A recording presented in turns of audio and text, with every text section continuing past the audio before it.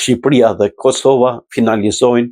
tekstin e nivelit të tretë për gjuhën shqipe në diasporë. Ministri i Arsimit dhe Sportit të Shqipërisë, Ogerta Manastiliu, dhe Ministri i Arsimit të Shkencës së Teknologjisë Inovacionit të Kosovës, Arbarie Nagavsi, kanë nënshkruar urdhrin për miratimin e nivelit të tretë të tekstit mësimor për diasporën gjuha shqipe dhe kultura shqiptare, cili synon të përfshi grup moshat nga klasat e 7 dhe të 9. Ky hap vijon punën nisur me miratimin e 2 niveleve të para të këtij teksti për grup moshat e klasave e parë, 3 dhe 4 dhe 6, duke konsoliduar më tej mësimin e gjuhës shqipe në diasporë. Sapo kemi miratuar një vendim të përbashkët për nivelin e tretë të tekstit plotësues për mësimin e gjuhës shqipe dhe kulturës shqiptare. Këto tekste janë baza për mësimin e gjuhës shqipe dhe kulturës shqiptare për fëmijët në diasporë, pasi kemi përfunduar tashmë jemi në duart e nxënësve tekstet plotësuese niveli parë dhe niveli 2, vjen dhe niveli 3 për klasat e 6 deri në 9,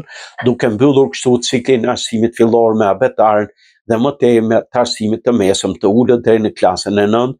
Për ne, ky është një tjetër hap drejt mësimit të standardizuar të gjuhës shqipe përmes këtyre teksteve të cilët janë të unifikuara dhe të standardizuara. Tekstet të cilat vijnë të mbështetur nga ekspertiza e 2 palëve dhe unë vërtet dua që të falenderoj 2 grupet e punës që në fakt janë një grup pune dhe që kanë pasur një detyrë të përfundojnë këtë proces kaq të rëndësishëm të finalizimit të teksteve të përbashkëta të gjuhës shqipe dhe të kulturës shqiptare, me të cilët mësojnë fëmijët në diasporë, gjithashtu mësuesit i kanë si udhërrëfyes pikërisht për të arritur maksimumin e cilësisë së mësimdhënies së tyre për gjuhën dhe kulturën shqipe. Tekstet janë edhe në formë të digitalizuar me faqe respektive të ministrive, të qendrës së botimeve të diasporës, gjithashtu të Ministrisë së Arsimit dhe Shkencave të Kosovës. Jam i kënaqur që këto tekste do të jenë në duart e fëmijëve dhe mësuesve duke filluar nga viti i ardhshëm akademik, gjithashtu duke pasur në dorë dhe abetaren dhe tekstin për nivelin 1, 2 dhe 3,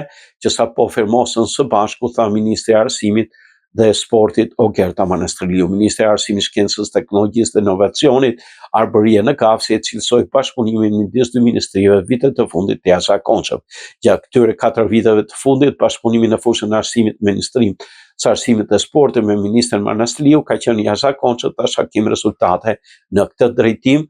Pas finalizimit të abetares përbashkët, mësojnë gjithë fuqishët tanë Kosovën, Shqipëri, disa komunat Maqedonisë, tashmë dhe fëmijët në Mërgat. Kemi finalizuar dhe tekstin gjuha shqipe dhe kultura shqiptare, 3 me të cilin të gjithë fëmijët në Mërgat kanë kompletuar arsimimin e tyre bazë në gjuhën shqipe.